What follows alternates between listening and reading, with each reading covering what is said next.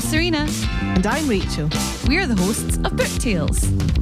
If you like reading books, Drinking cocktails, and Scottish accents, then meet your new favourite podcast. come with us as we explore different themes from romantasy to horror and everything in between. We pair each book with a bespoke cocktail and tell you everything you'll need to make one. And each week play our fun game tailored to each book. Find Book Tales wherever you get your podcasts. So grab your book, Grab your booze for Book Tales.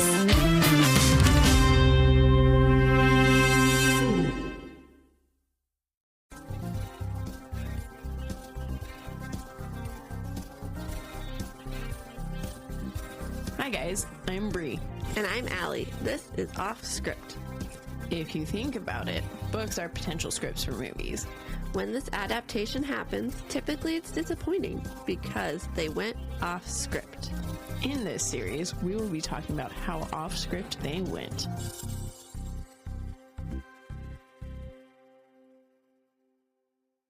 Hello And welcome to Off Script, a podcast where we compare books to their movies. we do indeed. Mhm. Today we're finishing off, but also not really finishing off, our series. Yes, finishing for the season, but we have many to go.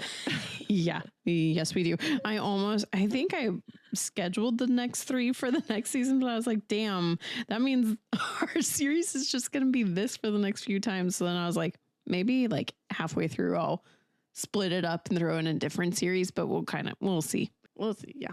Because I like this one. I'm having fun. It's a good one, but it's a lot of fucking books to cover. That's the only problem. Yes. That's the only reason why I'm like, okay, maybe I throw in a different one, but we'll see. Yeah, fair. Okay, yeah, well, it is season. That's the wrong notes. Let me get the right notes. But also we didn't say we're doing a series of unfortunate events, The Wide Window. Oh, yeah. Yes, we are. And I'm Alli. And I am Bri. And we are your hosts for the evening or day or Whenever you're listening to it. Morning, evening, day, middle of the night. Who knows? Yeah, we're here for you. So, yeah, season 8, episode 12. Got any fun happening in life or anything you want to chat about? Actually, this is super exciting. I paid off my car. Woohoo! There you go. I'm excited. Yeah. So I officially own my car. Jarn also owns his. Yep. God. It feels so good to actually own it, doesn't it? Oh my God. Yeah. I was literally thinking like having those car payments not be car payments anymore. My freaking credit cards will go so down so quick. I'll be able to this is when you know you're an adult. Today, as I was thinking about this, on top of this, I'm like, I just turned in my first invoice for the audiobook editing, so I'm excited about that. And, and my first thought was, I can't wait to be able to go buy groceries. Seriously. Oh my God. Because literally the last few months I have been like living off of whatever I had in my pantry and fridge and freezer from like when I first moved in, which is good because there was a ton of shit in there that I was like, the fuck, this is still here. But it got to the point where I'm like, mac and cheese, top ramen. I've got cereal. There's my lunch. Back in my lunch, like I'm an elementary school kid going to work, like how I was packing my lunch the last few weeks. They would have seen it and been like, what is wrong with you? Like, I'm 5. Sorry, this is what I like. What power. Yeah. So there's my excitement for right now. I love it. That works. Okay. All right. So we shall begin. The synopsis. The Baudelaire orphans, Violet, Klaus, and Sunny move in with a phobia-ridden Aunt Josephine, whose precarious house overlooks an ominous lake, Lake Lachrymose. They The plot thickens when Aunt Josephine goes missing and the Baudelaires uncover a scheme by the villainous Count Olaf to steal their fortune. Okay, so this book has author Lemony Snicket. It also still has the 7 directors for the series and 6 screenplay writers for the series. The book came out February 25th, 2000, and the show came out January 13th, 2017. That's 17-year difference. I thought you were about to say 27 years later. And I was like, whoa, girl. Oh, gosh. Read your notes. Feels like it. No, I know. It's kind of insane. But not at the same time. Feels like it was just yesterday. And then when people are talking to me about the fact that, like, you know, kids born in 2000 are turned 26, I'm like, ouch. What? I know. What? I know, seriously. All right, what'd you do first? I read it first. I am going to say I also read it first. I do not remember. I think I talked about this last time where there were bits and pieces where like, oh yeah, I kind of remember that. But I didn't super remember a lot of it. So you know what? I don't know if I read it first or I'm remembering the Jim Carrey one. Oh my God. Yeah, so I don't know if I remember the Jim Carrey one because it had all 3 of them, Yeah, right? it sure did. How do you make a 2-hour movie fit 3 of these books? Yes, they're tiny, but fucking hell, man. So maybe that's what I did, but I don't know. But I've been claiming I read it first, so we'll just go with the flow. Okay. So what are your initial thoughts of the story? Again, I love these books so much. They're so fun. I do, as an adult reading it, you do get kind of tired of the, like, literally same story over and over again. But I thought it was fun. but it's fun because it's different characters and whatnot. But it's like, I'm almost, you know, you get to the point in the story where the kids are like putting it all together and figuring things out. And I'm like, come on, you should have seen this happening from the first 2 times this happened, guys. Or like the people who aren't believing that it's Olaf. I'm like, guys. But that's the comedic point of it. And the kids know from the start. They don't even have to piece it together. Yeah. They know right when Olaf shows up. They're like, seriously? This asshole. And that's the whole point is they're like, these adults are idiots in our lives. What is happening right now?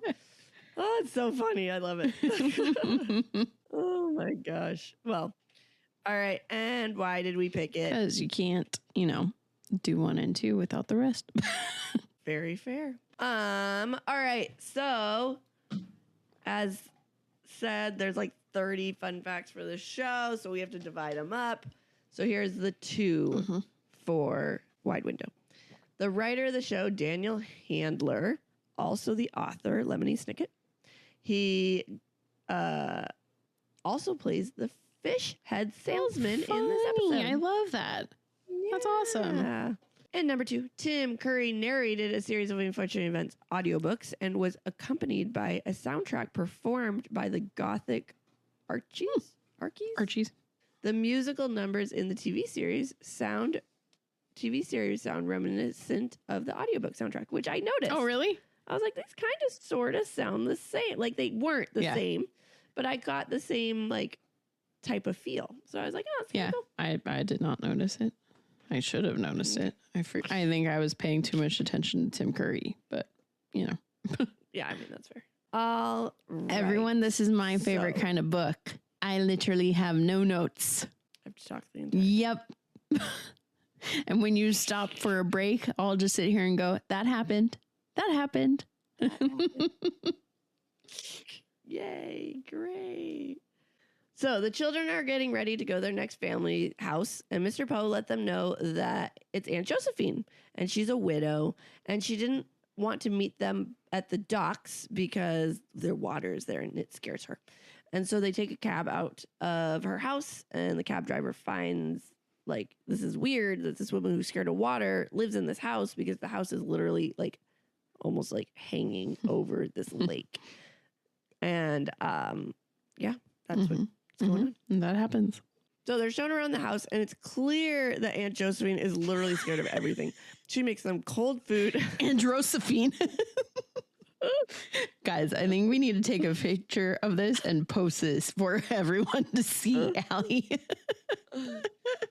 Oh my God. My favorite is the last note here. Use it is apostrophe instead of just it.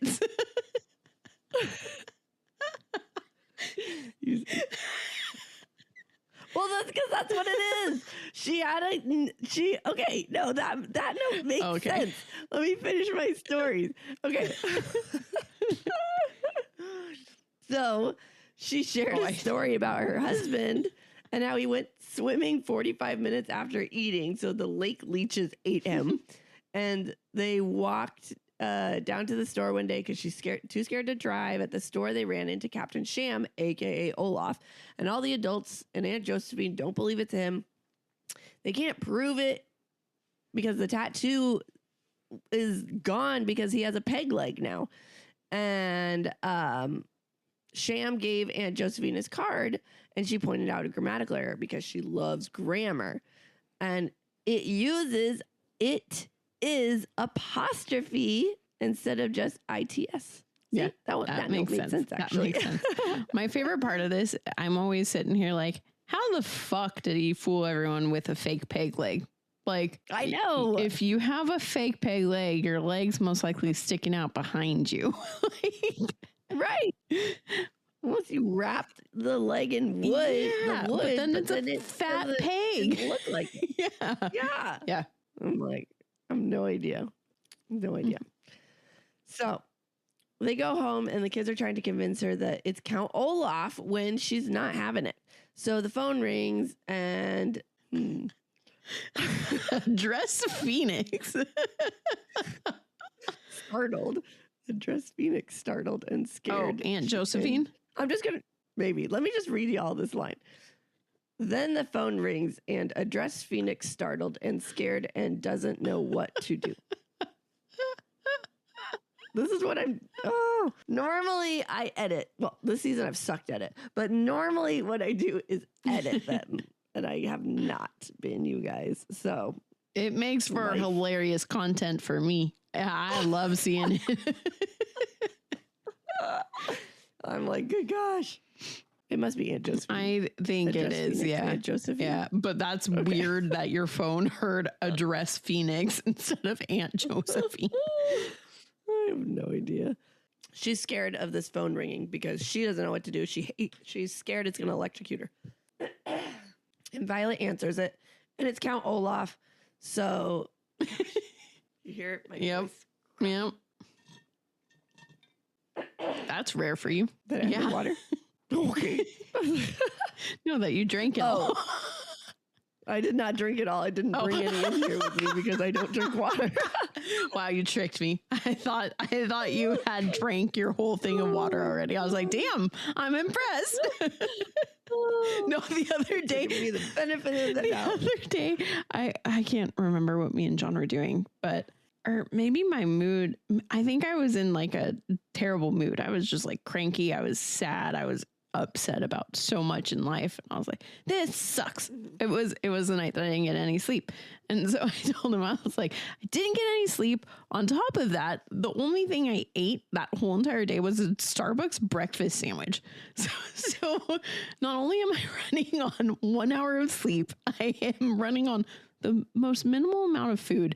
And I was like, I just need to shower and feel better. And then I got out of the shower and I was like, I still feel kind of cranky and I kind of want to eat, but it's super late, so I'm not going to eat right now. And then I was like, oh, you know what I need, John?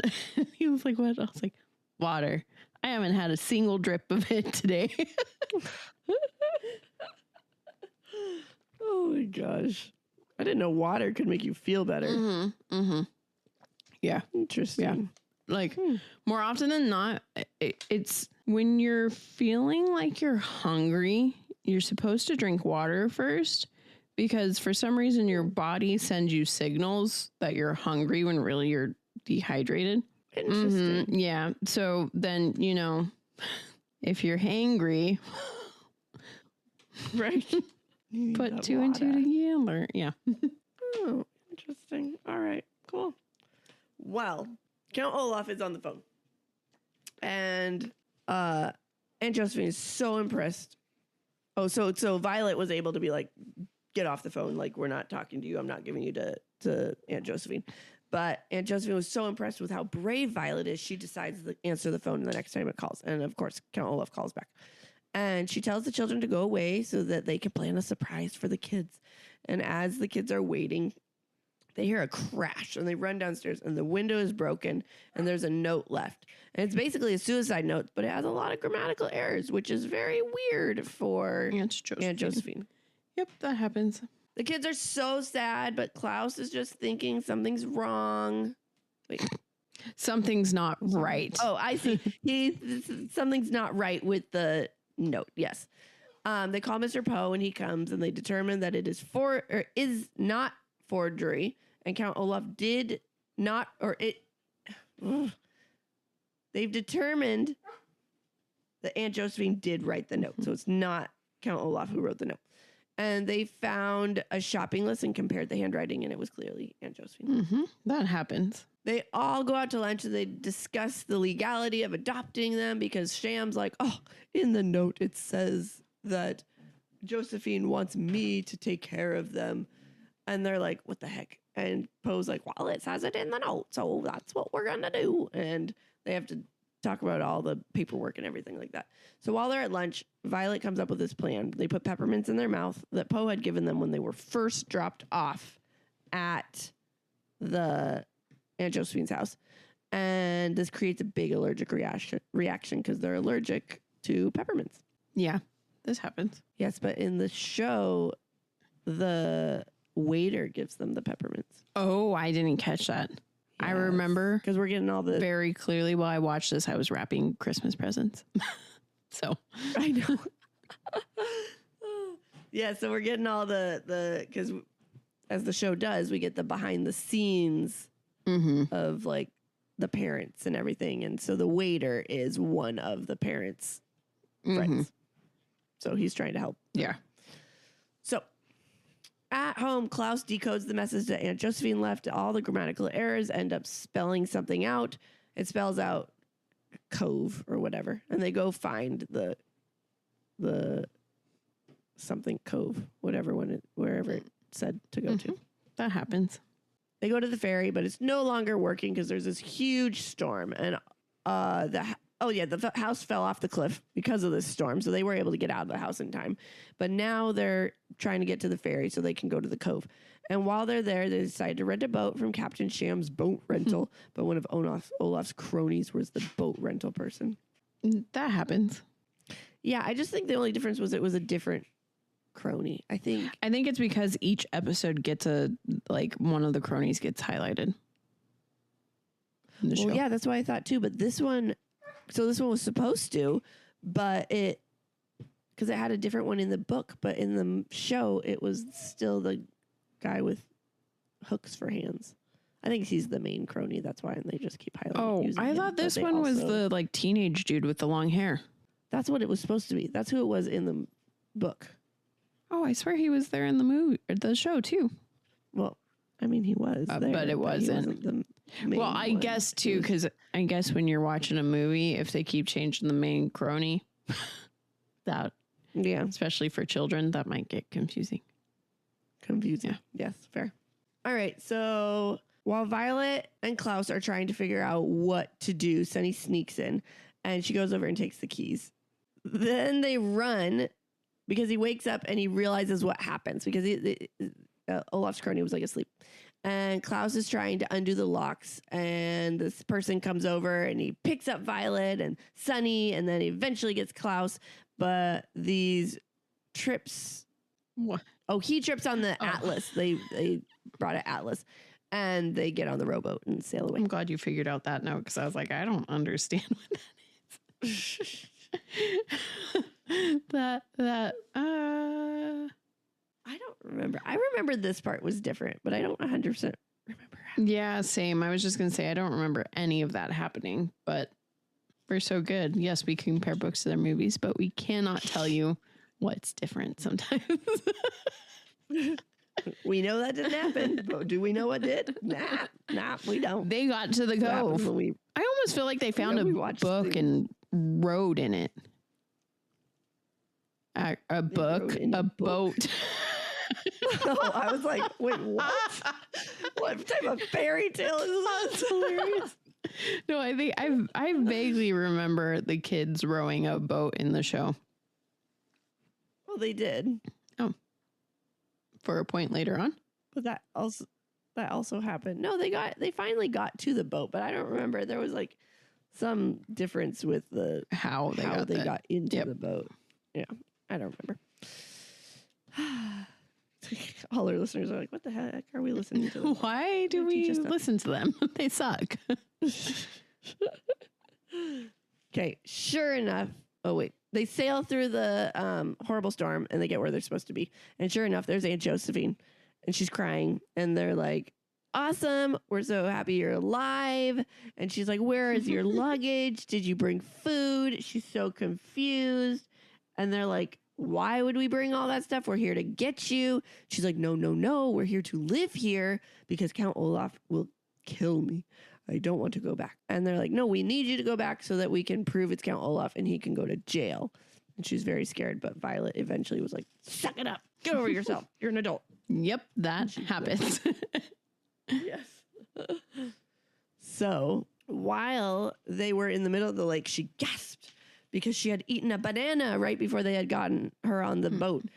And it was just enough for those leeches to smell it because she didn't wait the hour after you eat. And they start coming at the ship and they pound it and it's starting to crack and take a lot of water. And Violet comes up with this plan, making banging noises on a bucket and lights the scarf on fire, or part of the sail or something. And so she made a signal and a boat comes and they're like, "Hey, save us." And of course it's Count Olaf. And it's just in time though, because their boat sunk. Yep, that happens. But could you imagine having leeches that could smell food in your body? I know, that'd be so creepy. I would never go near water. No wonder she's afraid. Like for an hour. Yeah, God. I understand why she's afraid, definitely. Oh no. So as they're on the boat, they like reveal the plan, or Count Olaf reveals the plan.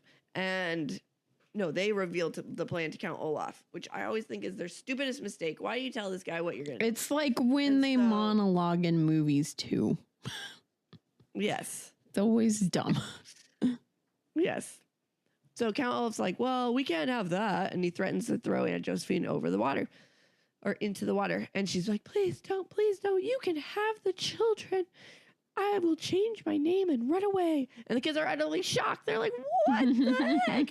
And Count Olaf doesn't believe her though. And he throws her in anyways. That pretty much happens. Yeah, I Yep. think so. So they get back to land and Mr. Poe's there and Violet, Klaus, and Sunny are like, "Hey, we have to go save Aunt Josephine." And they're all discussing it. Sunny looks at the peg leg and then bites it. And it's split in two, revealing Count Olaf's real leg. So in the book, it was just Yeah. in the peg leg. But not So then his fucking leg's sticking out and all these adults aren't believing the kids. I know. Idiots. And now Mr. Poe believes them. Please. And he said he's going to call the police. And then Olaf decides, of course, to run. And off he goes. That happens. Yep. And that's it. Look at this beautifully short episode for you. Yes. Yeah, so I would say the differences was how they got the boat, and we get background information. Oh, yeah. The on parents, you still see the parents too. Intermingled Oh, with yeah, all like of they're this. flying over. Yeah. That was actually cute. They're flying over them freaking dying on the boat, and they're like, "Should we help?" And then they're like, "Well, they said something like, well, we need to help ourselves," because their plane was about to crash or something like that. So they couldn't do a rescue. But it was like, so close. So close. So close. All right. So in this episode, we have 22 people out of the 164 that were cast for this show. Makes sense. We have Elfrey Woodard. Is that how you say her name? I think so, yeah. What's funny is She's I Aunt Josephine. always get her confused. Oh, wait, she was just in 12 Years a Slave, wasn't she? Yes, she was. That's hilarious. She did good. Yeah. So Patrick Breen was Larry, your waiter. For He was fun. what he was good. And then this one, the white-faced woman. That's what they're called. That's even what they're called in the book. The white-faced women, 1 and 2. They're just sisters, Jacqueline and Joyce. I don't even remember them. They're part of the cronies. Oh, they're in the two car old with ladies. Okay, yeah, they're good. They must have been more involved with the whatever it's called, because I try to put the cronies where they go in like the episodes, unless I just need to put them in. No, there. they were. I was kind of surprised because they were pretty much in all the scenes with the cronies. Okay, that's what I thought. And then we have Rob LaBelle as the taxi driver. I don't really remember him. Yeah, he was in the episode. he was fine. Good job. All right, it's the theme of the book and the movie and the show, or the theme of the book and the show. Excuse me, the same. Yes. Do the character stay true? Yes. Yes. Which do you prefer? Does it shock you that I'm going book? No, it does not. I feel like I'm going show. Let me find my whatever I did last time. Let me pull it up. Make sure I get it right. Yes. I'm going show. Crazy. Also, I am going show. I just love what's his Neil Patrick Harris. Neil Patrick Harris. Yep. Yeah. I think it's so funny. We should try and watch the other one. Jim Carrey. Yeah. God. We should do it for A mini-sode. We will. Yeah. We will. I don't want to do it soon. That's me how we end with one of them. Oh, actually, you know what? We could do that for the end of the series. The very end of the series. Okay. That's our big finale, comparing another one. Yeah. What else are we going to do? I guess we could do an escape room for this one too. They have to keep escaping. We'll throw in comparing that heap of trash with it. All righty. Would you recommend it to a friend? Yeah. Yes, of course. Yeah. Same. Love the series. Yep. And we have a sneak peek for you. Why, yes, we do. Yes, we do. Sorry. Okay. We have a website. Offscript253.wixsite.com/offscript. It's a beautiful website. You should take a look at it. Allie puts a lot of work into it. When I have the time, I try. It is finally updated, people. It's finally there. But we have to change some dates around. Oh, that's right. It's almost It's partially updated. You will see all the books. Yes. Some dates will be wrong. Yeah, we've had to make some adjustments in scheduling just due to our schedules and the crazy hecticness that is life at the moment. Yes. But while you're at the website and you're taking a look at our incorrect but also sort of correct schedule, you could give us a rating and you could subscribe and review. You sure could. You could also donate to us, because everything you guys give us, we put into this podcast. Yes, we do. And we don't take anything for profit. I'll tell you that right now. We put it all into this podcast. We So. sure do. We're working, we're saving up what we're making right now so that the next time you hear us say our website someday soon, hopefully it won't be a Wix site. It'll be legit. Offscript253.com. Yes. Yeah. That would be cool. That would be nice. So if you want to hear that website, donate $5. $5 helps. It does. For real. Wednesday will probably maybe sort of have a mini-sode for you. Potentially. We were on a roll, then we got off of the roll, and we're trying to get back on the roll. So here's hoping. Yes. Yes. And Monday, we have The 3-body problem. the 3-body problem for you. Aliens. Yeah. Yeah. How'd that? I'm excited to talk to you about this. All right. Yeah. I'm excited too as well. You sound it. You sound it. No, I just have a funny, I'll get to it when we get to that episode. Okay. I'm excited to hear it. All right. Okay. With that, y'all, the wide window went off script. Yes, it did. Bye. Thanks for sticking with us. We hope you enjoyed it. If you did, we would greatly appreciate it if you gave us 5 beautiful stars, reviewed, and subscribed. You can also follow us on Facebook at Offscript, on Instagram at Offscript Podcast 21, and on TikTok at Offscript_pod. Shout outs to Madame Shen Creations for our adorable logo art. And Adam Daniel for our incredible theme song. And to Creative Cinephile Productions for producing our podcast. See you next time.